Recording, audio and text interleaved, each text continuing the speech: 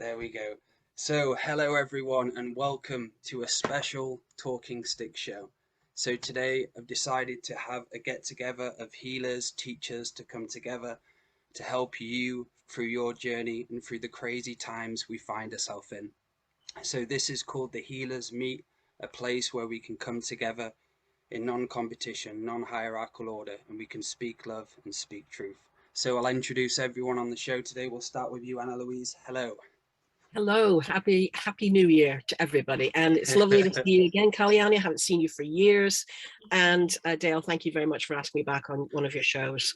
So I am really looking forward to this year. I think it's going to take a lot of opportunities to stand in our power, to ride through it. But on the awakening journey, then this is what it's all about.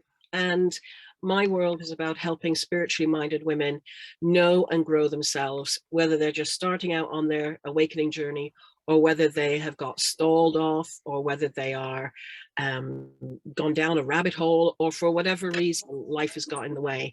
And my role is to help spiritually minded women to find their path, honor their path, and to discover the journey inward to their authenticity. And I love to deliver that through my workshops and retreats.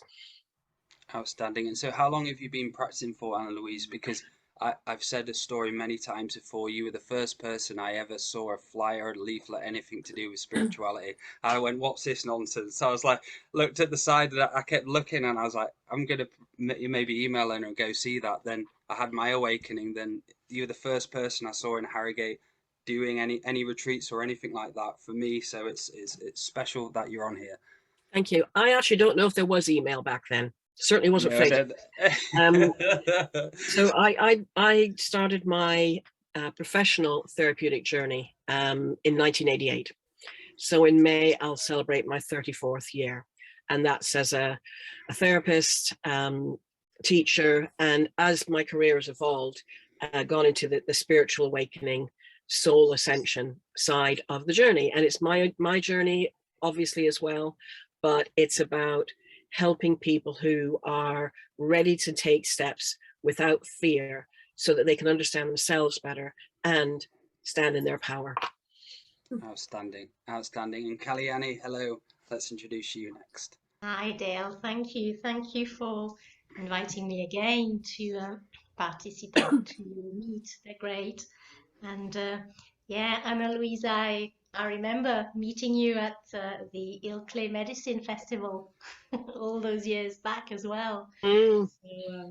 So I used to be in Yorkshire, but in the last couple of years I have gone back to my roots. So I am now based in France, and I run a retreat center here in France, in the south, in the Ardèche area, called La Source. And it's a place which has become very key for people to come and breathe, come and find themselves again in this crazy world, and to experience something else where they can connect to themselves. So with my partner here, Nick, we've got together about 60 years experience, a lot more for him than me. I've got about 15 years experience, and my journey has been very much through the connection to the body and tuning into the wisdom of the body, having the courage to go and meet the obstacles that prevent us from opening to the full power of life energy wanting to circulate through us.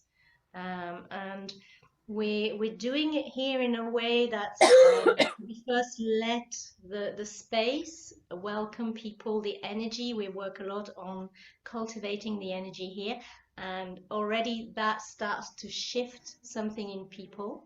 And then when they are ready, if they are ready, we can go into a more therapeutic approach with them. But I managed to be here and set up here just before things got quite tricky and complicated. So my timing was totally right and aligned for me, and I'm very happy to be here. I haven't seen many English people coming. And I was saying before in the show started that I really miss my English chums to come here, but it will come. We are looking forward to seeing people. So in the meantime, I also accompany some people online. Outstanding. Thank you, Kalyani. Thank you. So Hayley, hello. How are you doing? If you'd like to introduce yourself. Yeah, I'm sorry I'm late, everybody, and it's really lovely to meet you all and see your smiley faces.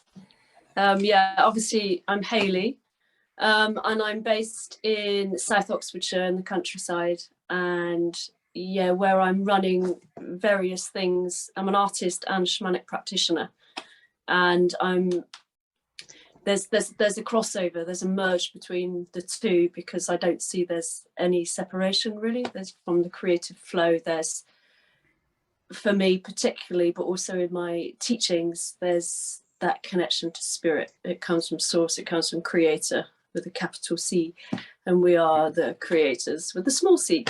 So there's, you know, there's a parallel pathway that goes through that.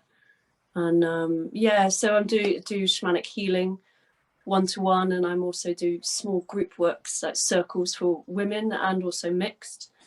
And kind of relating to what you've said as well, very much about sovereignty.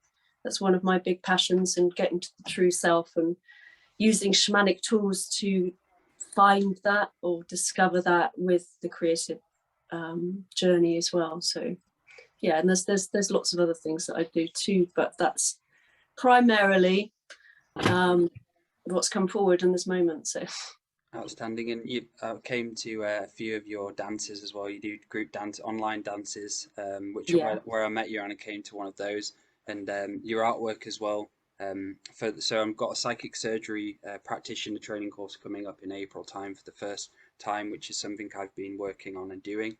And Hayley's going to be on the front cover with one of her pictures, which is it called Into the Void? One of the void pictures, which are incredible.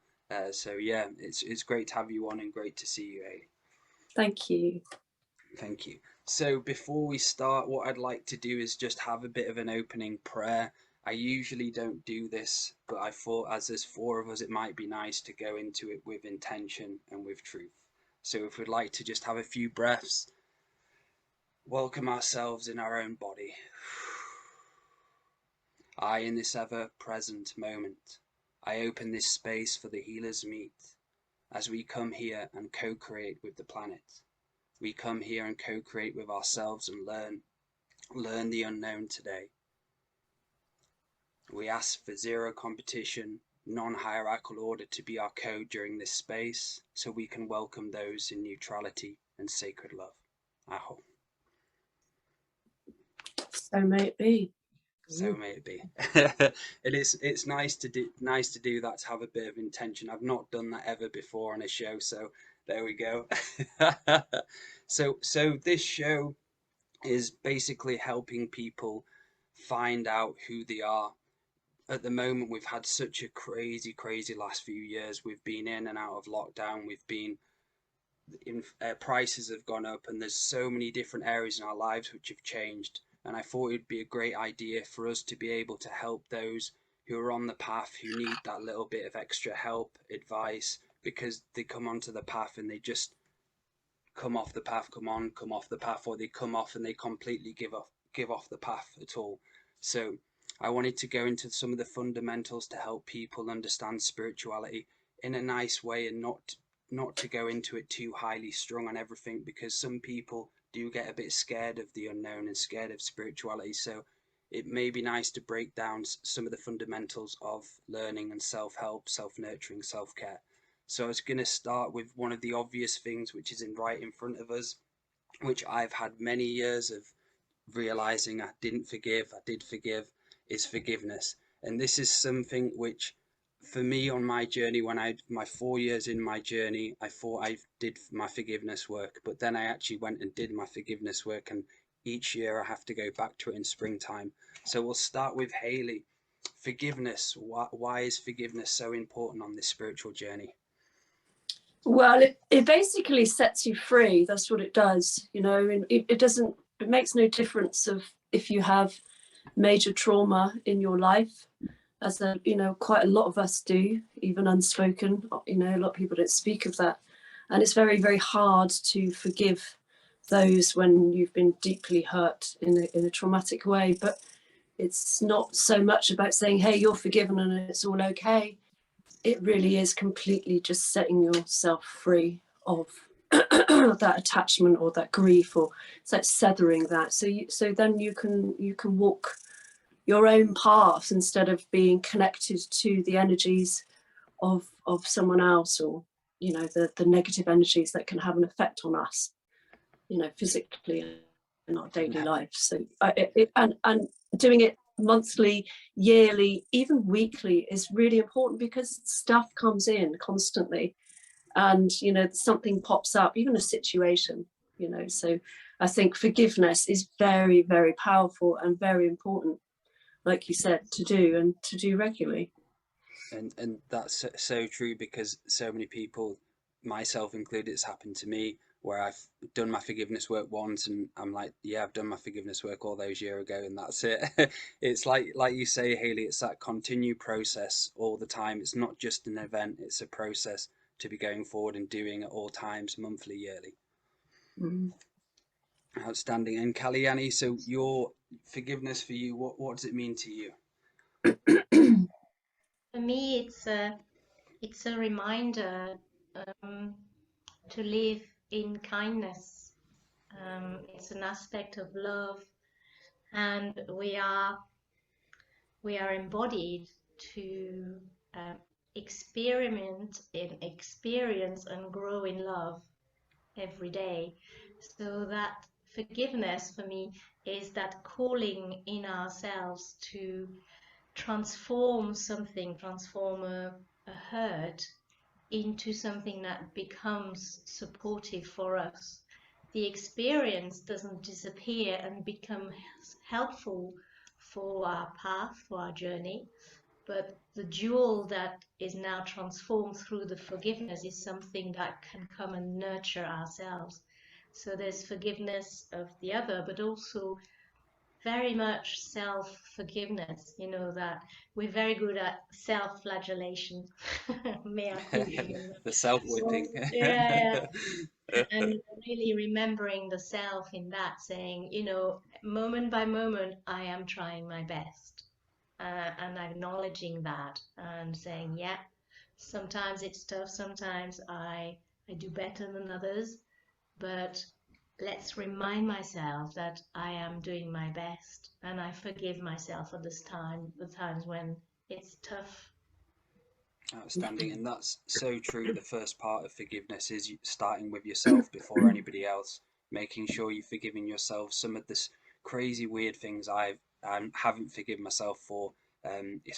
For my process of forgiveness, each spring equinox, just around about the spring equinox time, I'll have a week where I'll have 6 days of half an hour each day of forgiveness. And what I'll do is I'll start with myself. So, say if I'll think of something now, like I forgive myself for not making that choice in that year and doing that. I forgive myself for being mean to this person, blah, blah, blah. I'd slowly start to unravel everything. And from me slowly unraveling it and saying it out loud, I was able to be in touch more with my memories of who I am and knowing myself, which is one of the most important things on the spiritual path, which I have learned over the years. To know thyself is one of the best possible ways and tools we can have. And I was forgiving myself for the weirdest stuff, and I had it all just held on to me, and it was the next layer, then the next layer, then the next layer, and it was literally just ages of me just remembering when I was this age, that age, that age, and it was a slow unraveling, like you say, Hayley. So, Kalyani, just a quick, how important it is to forgive the external government as well, and all of the stuff going on. Let's talk a little bit about that before Anna Louise talks. Well, it's acknowledging that they are on their own journey, and that very much I make a different choice. So it's forgiving them for their acts, but not making my own choices in front of those, and not being attached to what they're doing and what's happening, and saying, okay, you do that. I forgive yourself. I forgive you for all the hurt you are creating in the world, for all the hurt that you are creating in my family and my friends who are making different choices to me. But nonetheless, I remain strong in myself, and I do not, I choose to, as Haley said, to sever the link and to move forward. So I stand up for myself. Outstanding. Outstanding. Thank you. And so, Anna Louise, what does forgiveness mean for you? Well, I've worked with a lot of women over the years who have come from mentoring, and forgiveness has been one of the core things that's been holding them back. And when we've looked at what needs to be forgiven and what the repeated patterns are, the question that came to my awareness is what happened before the need to forgive became apparent. So what was the trigger? And when you look at a lot of events that happen in one's life, often they are the same opportunity to learn something, just dressed up in different ways with different people and different circumstances. So when you look at how I work with people, is when you look at what they're carrying as a burden that is holding them back, and they're not able to forgive and move on, let go and move on, it's often because they haven't understood or identified the underpinning core trigger that has allowed the experiences that create a need for forgiveness to be avoided, or to diminish the energy which attracts those experiences, those people. And so often, almost always, it comes down to a lack of self-love. Because if we loved ourselves enough, we would make stronger and better choices. We would have better boundaries. We would have a greater voice. We would be more self-aware. And while I totally get that in our younger days, we may have done stuff before we were on the awakening journey, we may have done stuff that was not part of our own enlightenment, that when we look at those things from our younger days, they probably had a core repeated trigger. And so when you identify that trigger, whether it's lack of self-love, lack of self-esteem, lack of self-worth, whatever it might be, then you can actually pull the plug on all the representations which bring around the need for forgiveness from your earlier days, from your adult days, from your journeying days. And so for me, forgiveness is a two-sided thing. It is an act of self-discovery and learning. And then that's the awareness. And then the activation is assimilating what needs to be learned into your soul self, so that you are standing in your sovereignty, so that you learn more about yourself. And therefore, the energy you project brings in the kind of people and experiences which honor that light within you, as opposed to subconsciously repeating patterns and patterns and patterns again. And I see this with a lot of women who have repeated relationship dramas, different persons, same stuff. And it's nobody's fault. It's just a lack of awareness. And when you gain that awareness, then you can start to take empowerment for yourself. So I see it as a two-stage thing, but get to the core of why the events are happening that need to be forgiven in the first place. And sometimes it might be soul choice. The soul that you host may have chosen a tricky circumstance to be in, and you're doing your best to be in that circumstance with the knowledge you have at the time. But and that accumulates your forgiveness need. But as you grow and mature and become more spiritually awakened, then you can look back with different eyes and an open heart and allow yourself to be in that place of self-love, self-worth, self-esteem, so that going forward, you feel more in your total sovereignty. Outstanding. And that reminds me of some things I've experienced, and I feel like there's a lot of ancestral stuff and karma maybe to do with it, and that we'd learn a lot from our parents. And I've heard my mum say it a few times. Oh, I can't forgive him for that. Like that's and that's like the ancient, you know, what's come down. They go, oh no, but he's done that. I can't forgive him for that. I can forgive him for that, but because he's done that, I can't forgive him. If anybody wants to step in, where have we got this kind of like? Is there an ancestral connection at all? Does anybody want to go on for that? I think there is. Yeah. I think we within our DNA, our spiritual DNA, our soul's DNA, whatever you want to call it, I think there are imprints and patterns, plus your own soul's imprints and karma that it's brought forward. So there's a lot of mix going on. And this is why I think we're in a really, really powerful time, which started a couple of years ago now. And for people who have been kind of tickling around the edges of the awakening journey and going to festivals and, you know, tickling into things, now is the time to basically get on your horse and ride it, because there's no point just walking beside that horse anymore. It's a call to action, which is where we're at now. And when we start with forgiveness, then we fast track ourselves to the next stage of awareness and awakening. And that can be hugely powerful. And, you know, sometimes when people say they can't forgive somebody for something, it's just that they won't. And it's because they haven't found or can't face what it is they need to learn about themselves from that experience. Outstanding. Yeah. And Kellyanne, we'll bring you in here. What about revenge and vengeance? What's your take on that? Because that crosses over a lot. We see it playing out on films. We see it playing out in the media. There's so much like cause and effect, revenge, revenge, revenge. Let's talk about revenge and how negative and how it just doesn't get us anywhere. And we've kind of got that mentality, if someone does something to us, we have to do it back to them. It's interesting. I view it as a total waste of energy, because it's really all about turning the mirror towards ourselves and using what's happening to us. Why is it happening? What is it wanting to touch in myself that is feeling the hurt? Where is it coming from, and what can I do? How can I look at it? How can I nurture it to heal it?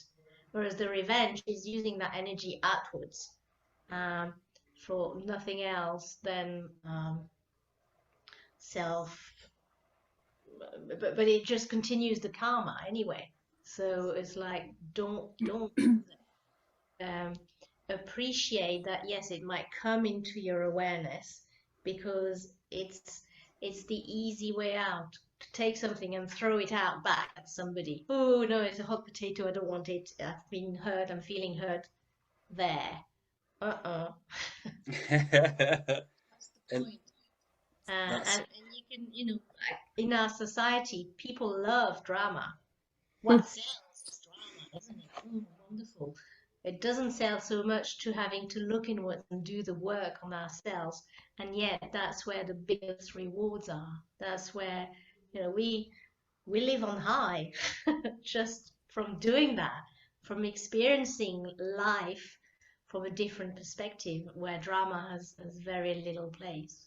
And in that energy, meeting special people happens. You know, life naturally want to be good with us, despite what's happening in the world. Despite all that, there's still good energy wanting to go our way if we are making room for that.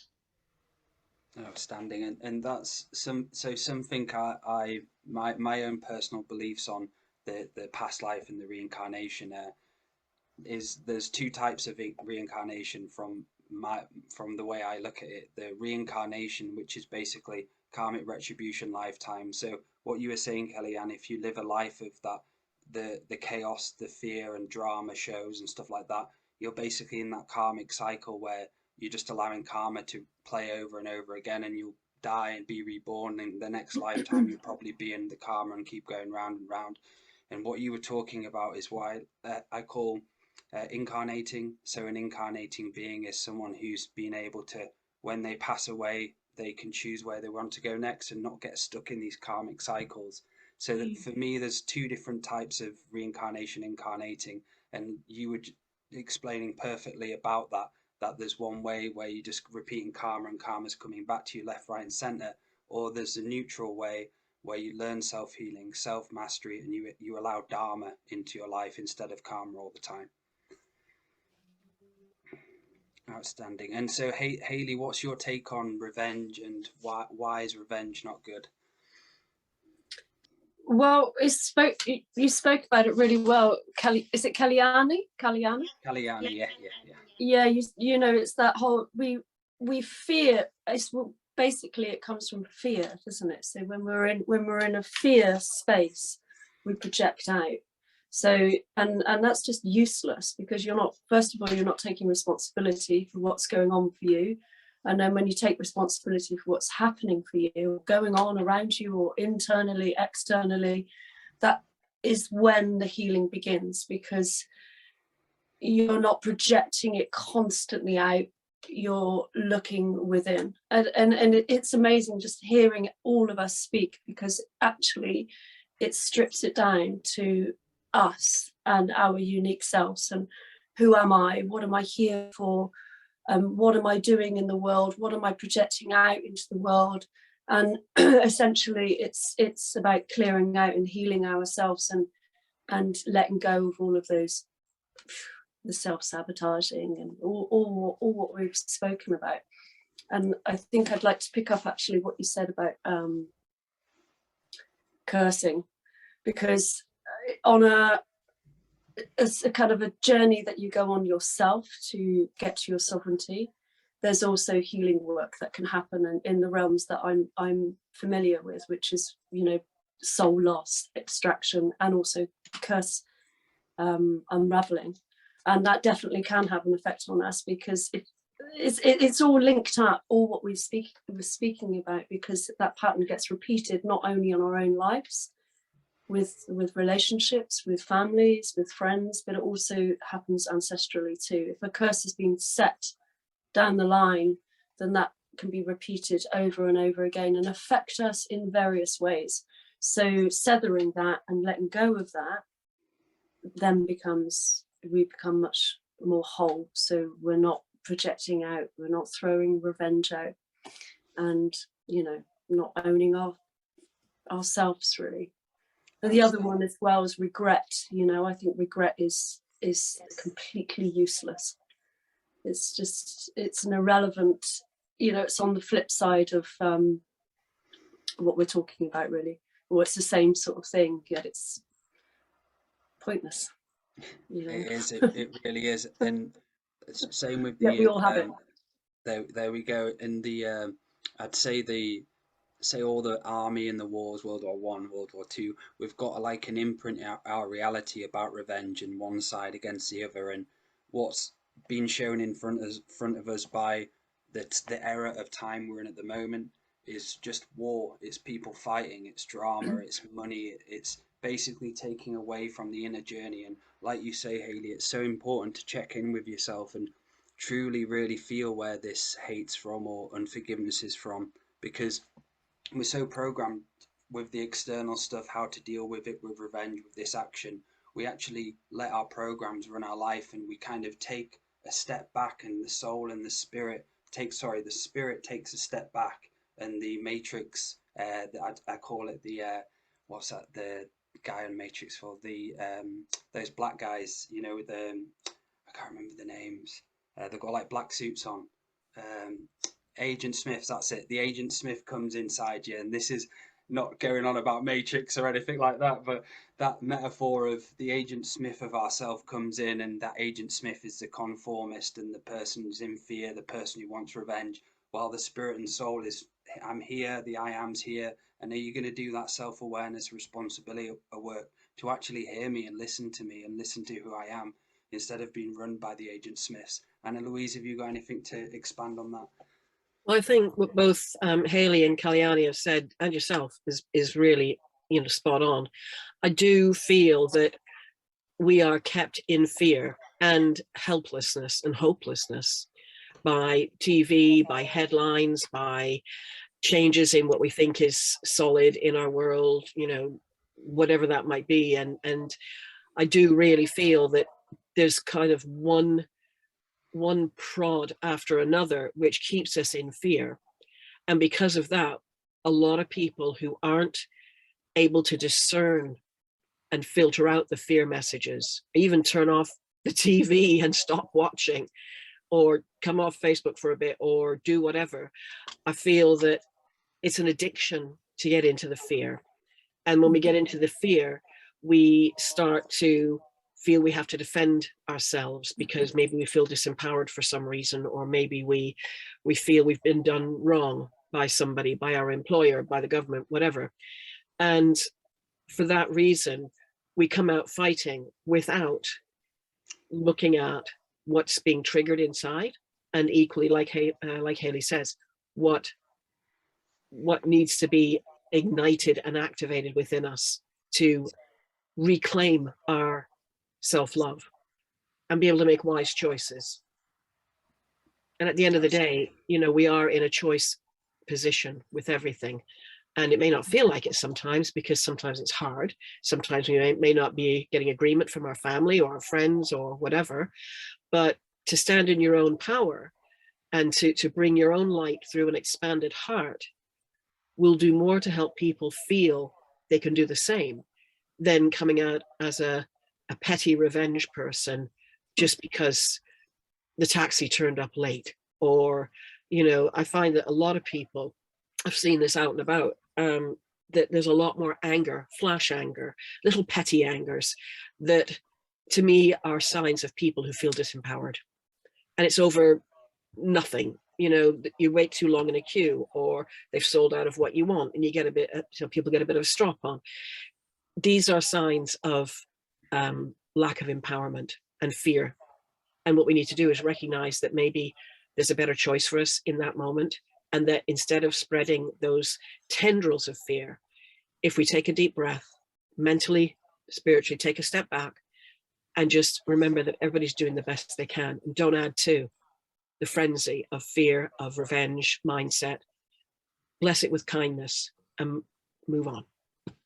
And I think you're talking about, when you bit before you were talking, then was you explained about the Karen and Kens of the new generation, that the name Karen and the Ken, that's exactly what you're talking about. And you see it time and time again. They've got these names for the people like that now. It's like the everyone globally calls it a certain name, and it is. I've seen it when I've been out. I remember one incident, after COVID, I think the first or second lockdown, one of them. I was in a shop and there was basically everything was back to normal, but there was still arrows like left over on the floor. And I remember going down this arrow, and this woman just started shouting at me and literally screaming at me for going the wrong way on the arrow, and all the rules have stopped. And I was like there just in shopping. She was shouting at me, and I said sorry, and she was just there shouting at me, and I just got out there, and I was like, I could have reacted or I could have got offended, but I chose at that moment just to really hold and not allow myself to take that dip and take that step where I would stay back to her. Obviously, I'd start then attacking her back. And we're dealt with so many of those things in life. You go out and you see people fighting over Black Friday or fighting over this, and it's insane how people have got. Exactly. And it is based on people feeling disempowered and fearful that they won't be able to reclaim that, even if they ever truly had it in the first place. It's awareness that's happened. It's about then helping people see by example how one can be. So reflect with kindness, apologize if need be, but reflect with kindness, because that will soothe more of what's going on in them than having a go back, which you obviously did the right thing. Yeah, I had to breathe. I went all red faced afterwards. I was like, you do feel you when you're in it, you absorb a little bit of it, and it does drain you a little bit, that frequency. So it took me about an hour just to calm down, relax, and I had to then do inner work on it, where I had to forgive her. I was like, that was like a big indication for me. I was like, oh, this has happened, this small trauma. It was a trauma because there was a lot of trauma coming at me and all this negative aggression. So that was for me. I had to go home, right, I'm doing my inner work today. My responsibility is going to be that, and I'm going to go back there. I'm going to forgive the lady because I may have had past life, more than likely had past life stuff with her. And that, again, like you say, is that karma coming in. So moving on to that, and we'll start with Kalyani, we'll talk about fear, because I feel like this is connecting to fear, and what is fear and why does fear hold us back? Starting with Kalyani. Hey. Um, well, currently, fear is a big cloud surrounding the whole planet that is really well fed. So it's grown and grown and grown, and it's feeling pretty comfortable and very happy with itself. And it's it's something that for me, in my mind, has been willingly grown and is willingly fed by the media. Bear in mind, I'm based in France, so my experience of what's happening is not in England or UK based. So I'll speak for France. So it's definitely nourished by the media. And for me, it's all about having a different agenda than what's being presented. So if you feed that climate of fear, people are going to start to not think straight, not be in their sovereignty, and start to do things that they would not have stood up for in the past. But fear is also something that you can choose to step out of and to just take a moment, breathe, and say, hang on, there's all this happening, it's trying to make you not think and connect to yourself. Just step out, breathe, anchor yourself, and say, what's going on here? I'm still okay. I'm still not hurt in any way. I'm feeling good in myself, in my environment. Why would I give any of my energy to fear? Why would I follow what is being tried to be asked of me when everything in me is screaming out to do something differently? And that's where our intuition is really key there, to say, I will not be in my energy feeding fear. Outstanding. That's So what I can share with you about that. So being That the answer observer, your question? yes, perfectly answered it. So being the observer of everything and allowing yourself to make the choice and trust yourself enough to make that choice of whether you're going to go into it or you're not. So you're making that conscious choice, which a lot of people don't, because as soon as you turn the telly on, they're going on about the rates of deaths or anything else which is going to cause fear, and it's whether you react to that or not, or maybe have less exposure to that, which I'm doing at the moment, and I'd highly recommend for people. Obviously, it's your journey, but for me personally, January, February time is one of the major points for ramping up for the fear on the news, for all of that stuff. So January, February time, I always make sure I stay clear of the news, because after Christmas, there's always something coming, some new story to get you in adrenal gland mode, get you in fight and flight mode, get you into an acidic, aggressive state. So they want you to be, like I said before, the Agent Smith. They don't want you to come into sacred neutrality, sacred love, or would have unity by now, but we don't. We have totally the opposite. So Hayley, if you want to, and another thing I'd like to just quickly add is fear. What does fear mean? So the meaning of fear is false evidence appearing real, which I think is spot on there. So Hayley, let's talk a little bit about your understanding of fear. Well, I think we're swimming in it at the moment, as we've spoken about, but it's so close wherever we walk to. There's even, I mean, I don't deliberately don't watch or read the news. Some people might say, well, that's really naive of you, but I just don't, because I don't need to. I can get information if I need it. But even just being out on the streets, it's just fear around. But I kind of feel that we are swimming in it so much that we as a human race are being pushed to the threshold. And I really believe that we are right there. And we are, I know I do a lot of work with the threshold and the void, but now more than ever, it's just, we're there. We don't have a choice in it to a point, but what it's forcing us to do is to make a choice of our own. So the not having a choice being made to that threshold of behind us is forcing us, and in front of us, there's the void where we can start making changes.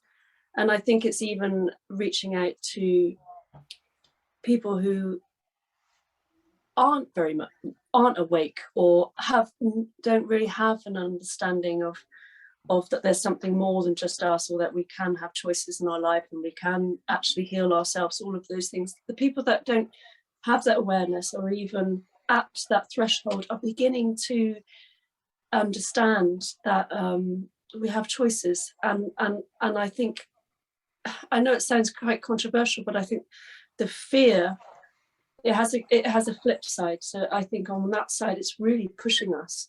So it has a positive feel, I find, anyway. But of course, when it's exactly the same thing, it's feeling like the anger is much more visible now and much more obvious between things, and even relationships. You know, even my certain close relationships, everything is exploding to a point, but to a point that actually probably needs it, because then there's awakening that's happening. And yeah, the foundation beneath us is rising up, and we have a choice to rise up with it or to swim in the fear bucket.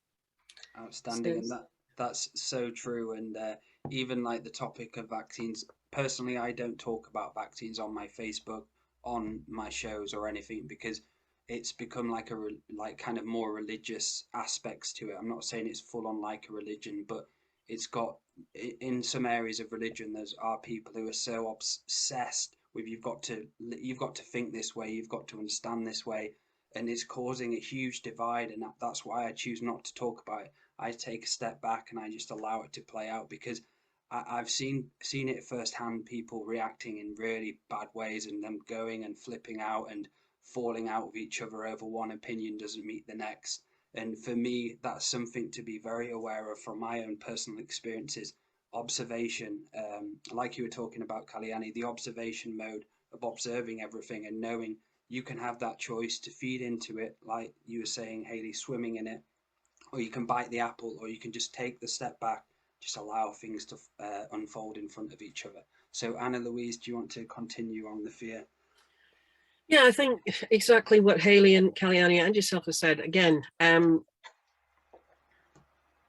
feel that if we as spiritual teachers can reignite a sense of hope within the people we connect with, not false hope, not childish hope, not kind of, oh, everything will be all right by March type thing, but that sense of knowing that there is the opportunity to focus on fear, or you can focus on what will guide you further forward. And hope will always bring out your resourcefulness, your creativity, your opportunities to find different ways. And so when I hear people are in the people I work with, when I hear the fear coming to the forefront, still acknowledge it, don't dismiss it. It is there, it's real for them. However, there's always a flip side to everything, and to flip the fear into what can you do to drive yourself forward and to anchor into something that shows you there is hope on the horizon, then with that in mind, that hope, because it's a loving energy, that hope starts to soothe the fear, and it starts to turn the drama mindset and the diminishment and all the negative energy, it starts to dissolve it into something that we can have more control over. So it's about choice.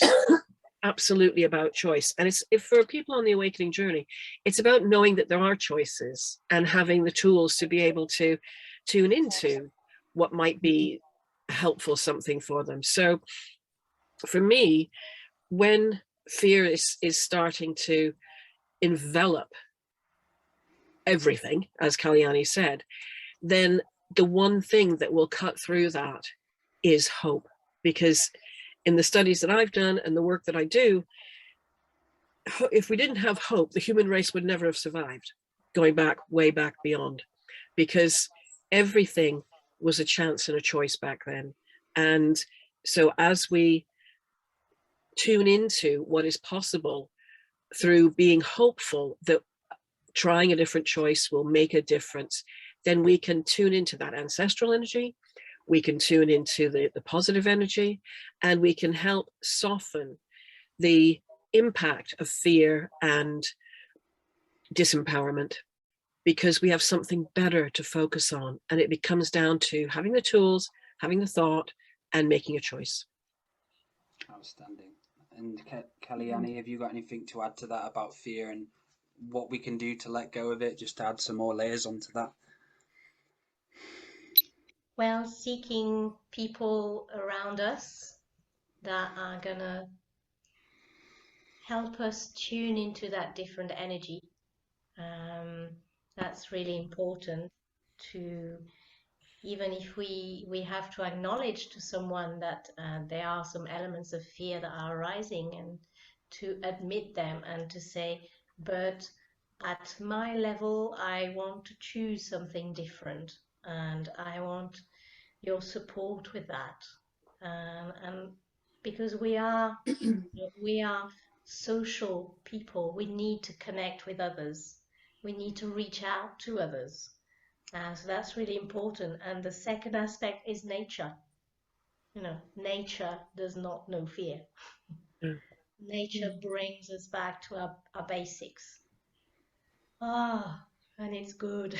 So to remember, you know, when we are taken in that fear, to just say, where can I go outside in a place where I can release that fear, you know, to the earth, to the ground, that I will recycle it, and also feel what nature is wanted to transmit to me, which is that unfailing way forward in life with our natural alignment. That's what it's teaching us.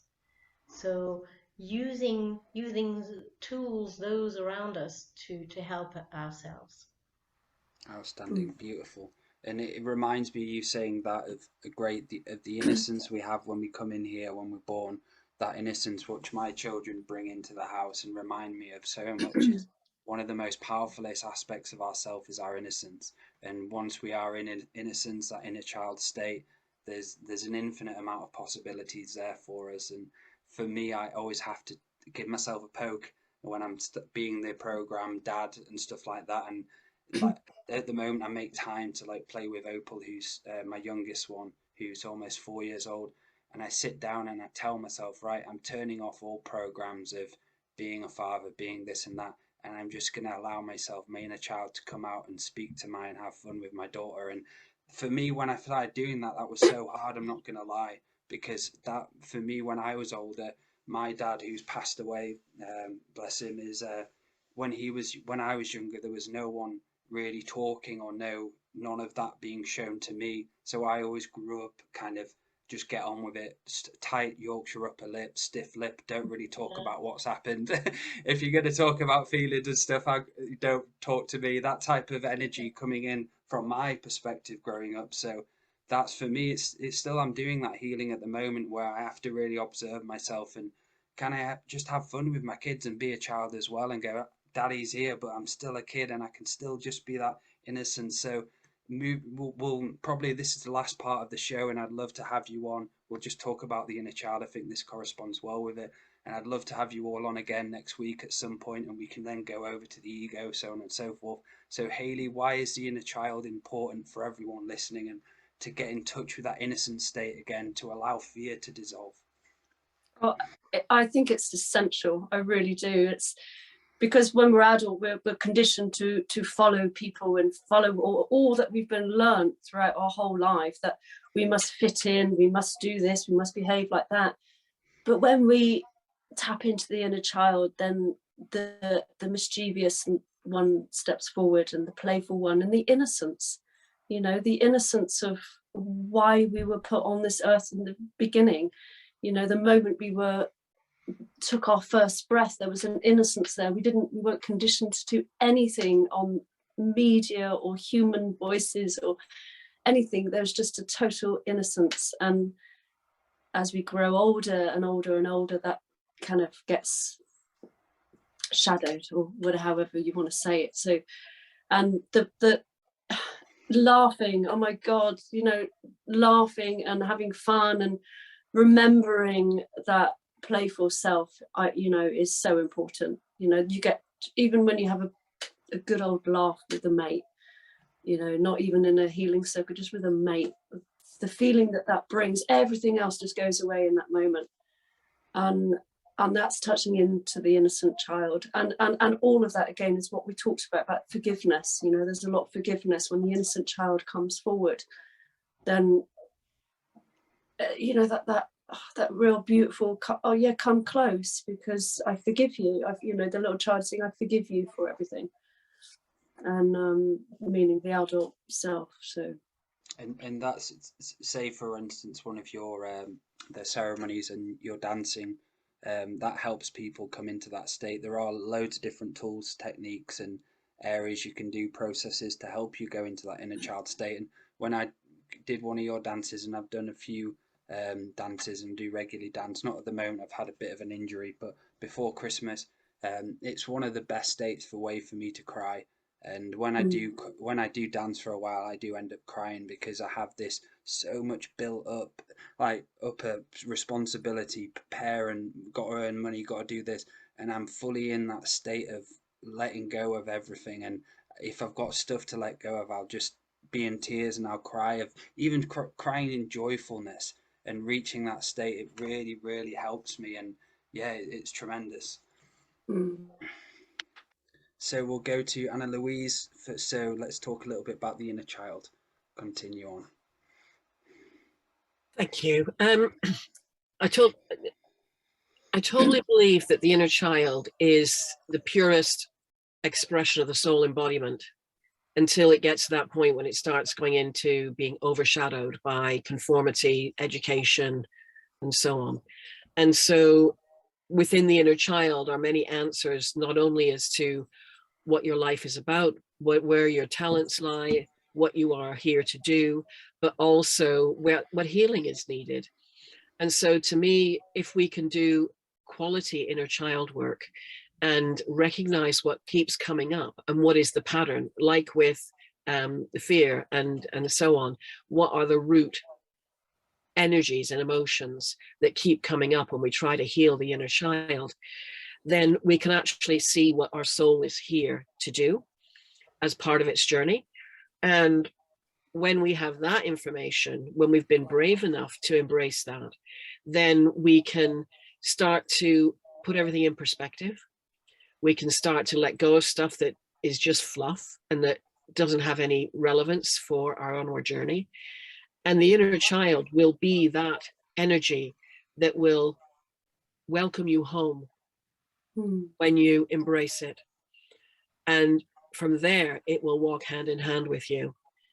And it will be that soul self source connection that so many people are missing, but at the same time is the massive stepping stone along the awakening journey.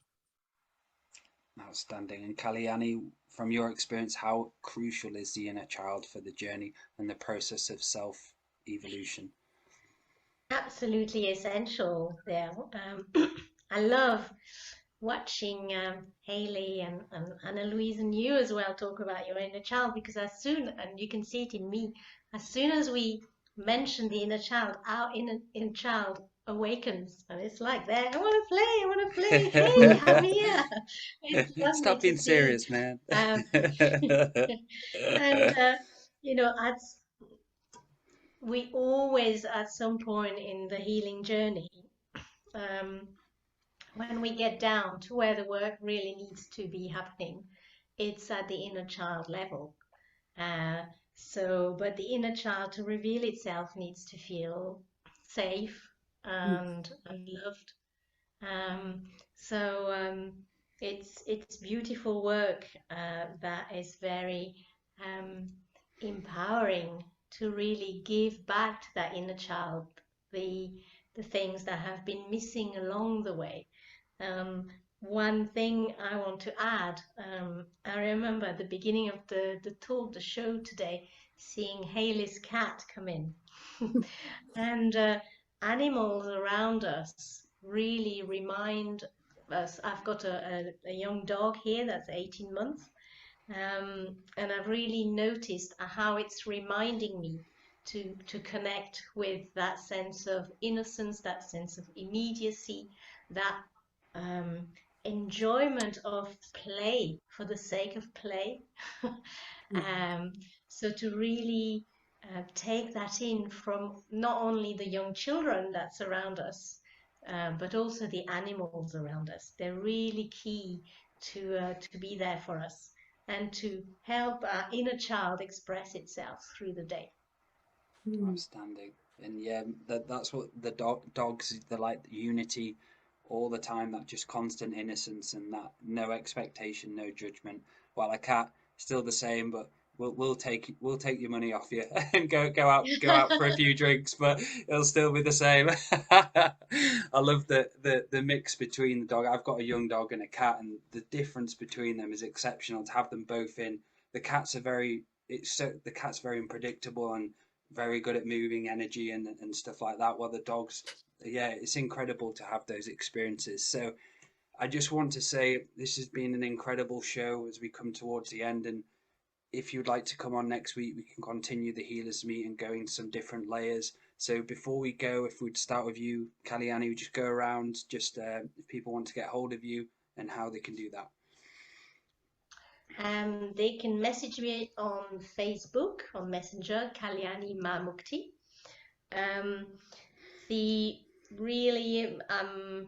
The website I'm running now is my website of the place in France, which is all in French, but Google will do some automatic translation, which is la-source-ardèche, which is ARDECHE.fr, and it'll give you some. It'll be sick because it'll give you some willingness to go to the sun. But yeah, take a look, and we are really basing ourselves here as an anchor point to hold those energies and that breath of fresh air in a world that is changing, and we're saying there are other ways to be, and we are here to prove it to you. And by checking that, you'll see what we're building here. And if people want to have a chat with me about what's possible for online work, I'm very open to that. Outstanding. Thank you so much, Kalyani. It's great to have you on. So Haley, how can people get a hold of you? Thank you. Well, my website is hayleytrezise.co.uk, HAYLEYTREZISE.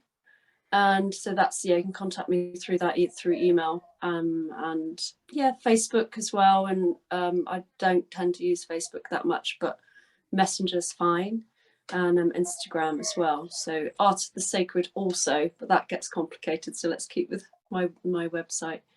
And yeah, I'm kind of running. I'm offering one-to-one healing work for people who are finding difficult times at the moment, but also group work too. Sweat lodges, as well as sacred circles, regarding just teaching people to do journey work and doing sovereignty work too around them getting to their sovereignty. So, but that's kind of based here in South Oxfordshire. Outstanding. Thank you so much, Haley. And Anna Louise. Well, thank you first of all for having us all on here. It's been really lovely to meet Haley, and also to catch up with Kalyani, which is brilliant. One of the best ways to get hold of me is through Facebook Messenger. So it's Anna-Louise Haig on Facebook. So please pop me a message. My website is the same as my name. So it's got the hyphen. So it's Anna-Louise Haig, HAIGH.com. I am starting my New Year project with revamping my website. However, you will find on there my 2 main retreats for this year. One of them in the Dales, the Yorkshire Dales, in July, early July, and one of them in Glastonbury later on in July. So I'm so looking forward to those, and the rest of my work is pretty much online. So online workshops, I run a membership community through Facebook and so on. So if you're interested in anything that might help you move forward, I would love to connect with you and even just share some thoughts and just bring more hope and shine. Outstanding. Thank you so much, Anna Louise. And yeah, so thank you for the first Healers Meet. I did Healers Meet years ago. There were more groups, but this is the first time online, so it's an honor to have you all on, and great to have you back on the show. You've all been on the show before, and I just like the layers in which you speak, and when we go into conversation, it's such an expansion of even one topic. We can go into different layers, which I love stuff like that. I love it, the expanding on different certain subjects. So thank you everyone for watching the Healers Meet, and we'll be back at some point next week or the week after with the same group, and we'll go into some more topics to help you during these crazy times we find ourselves in. So thank you everyone, and have a good day, all of you. I hope. Thank you. Thank Bye you. guys. Bye Thank bye. you.